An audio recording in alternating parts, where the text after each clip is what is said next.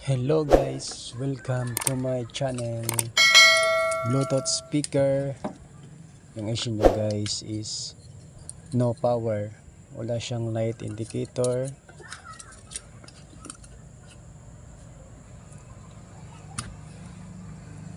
Kahit anong isaksak, kahit anong kuan guys, ayaw niyang pang power.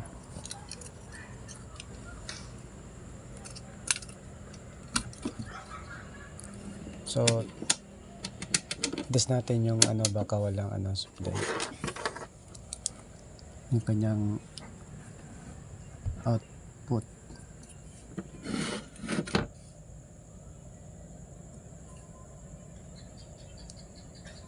So meron naman siya guys, gumagalaw naman yung analog tester. So meron siyang 12. Kaso lang ayaw pa rin siyang mag-power.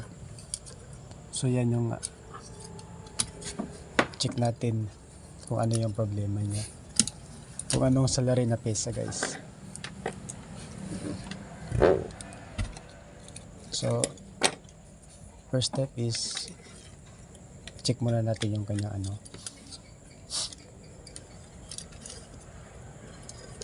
yung kanyang yung saksakan ng 12 volts kung may supply ba talaga pumapasok.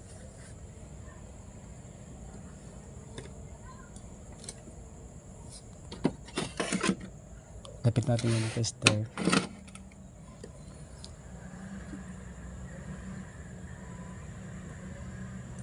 So wala talaga, ayaw gumalaw ng ating analog tester, wala siyang pumapasok na supply, kaya ayaw siyang mag-power.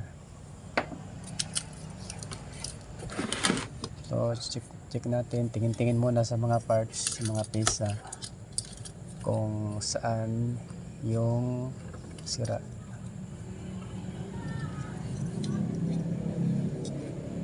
So yan guys, check natin yung na yan, yung kanyang diode, yung rectifier diode.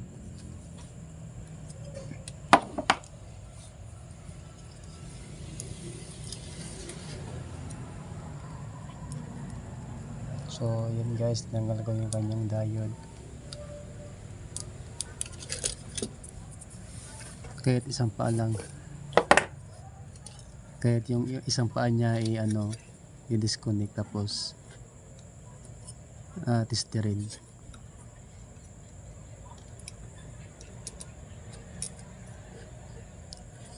Yan, tanggal na siya guys. Pwede rin dalawa na lang.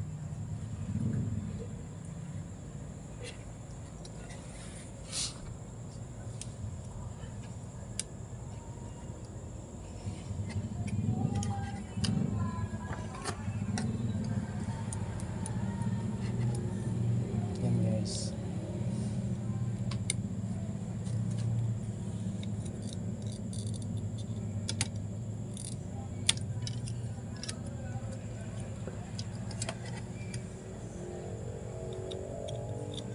Tagal na matanggal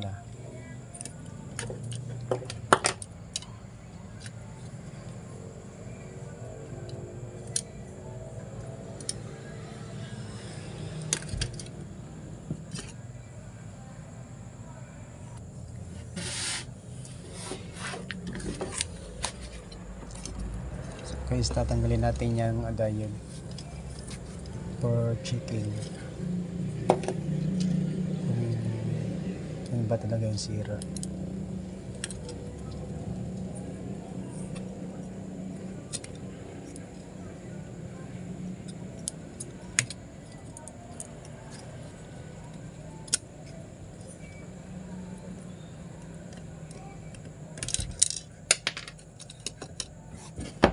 Tigas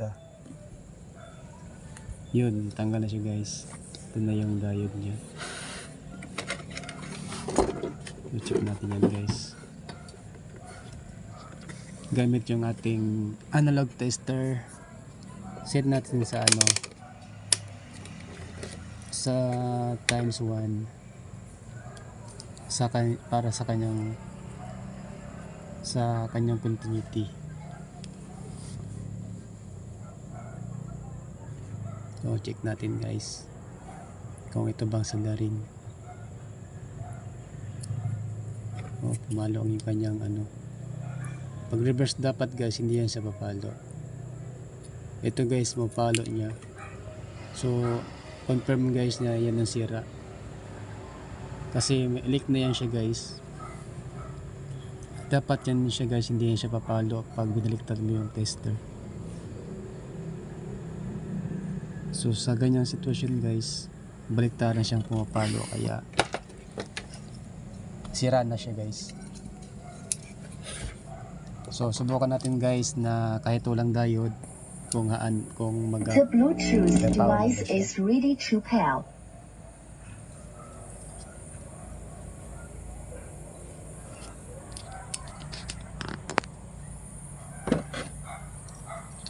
Ayan guys, so nagka-power na siya.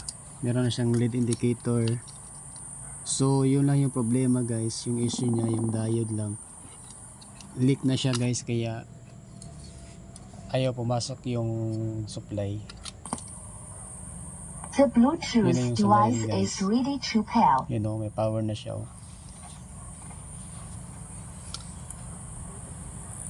Meron na siyang indicator guys.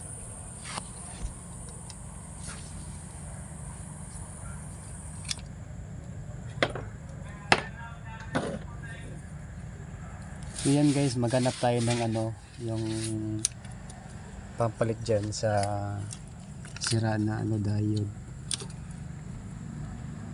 Maghanap tayo sa mga sirang board.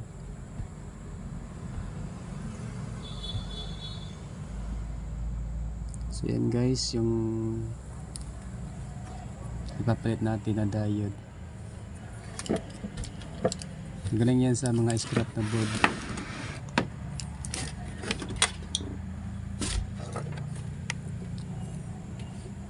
Kaya mas maganda guys, may ayun pala yung sira guys, ito pala yung papalit natin na bago. Galing yan sa ano, scrap na board. Yung itim yung sira, yung itong brown yun yung bago, ayun yung galing sa scrap na board, yung mga galing sa mga sirang board. Tumapod yun guys. Sa pag-test nyo guys, dapat talaga hindi yan siya papalo baliktaran. So test natin guys ay yung good na diode. Yan siya guys. So yan, dapat wala siyang palo guys. So yan guys, okay yan siya. Yan dapat yung hindi siya baliktaran pagpalo. Kasi kapag baliktaran mo siyang test tapos pumapalo siya, sira na yan. Yan sa ganyang guys, okay siya. Yan yung okay na diode na ipapalit natin.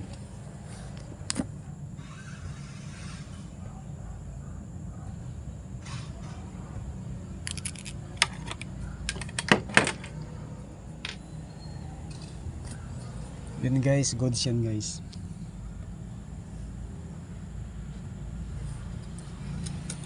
So yan guys, yan yung ikakabit natin para ma-okay na yung Bluetooth speaker.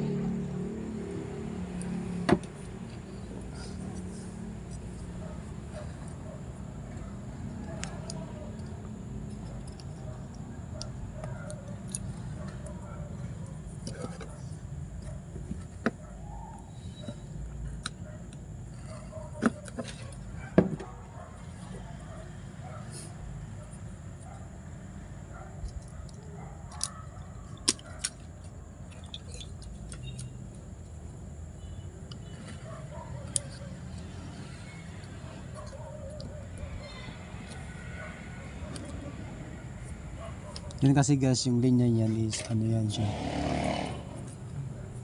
yung supply ng yung positive ng 12, kaya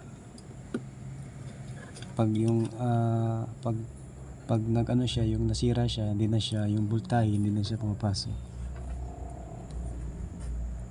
dahil sa kanyang dahil nag-leak na siya.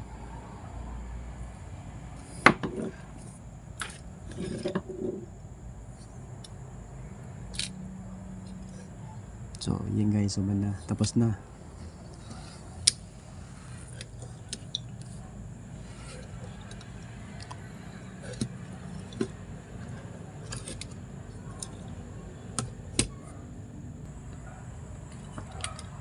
So yun guys, yung sira niya guys, yung diode. So check natin ulit guys. Yun, okay na siya guys. Goods na siya, goods.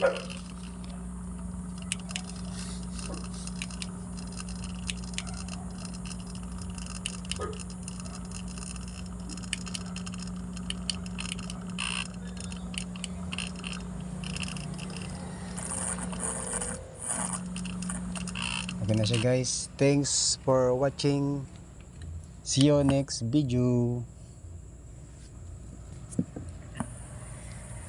The Bluetooth device is ready to pair.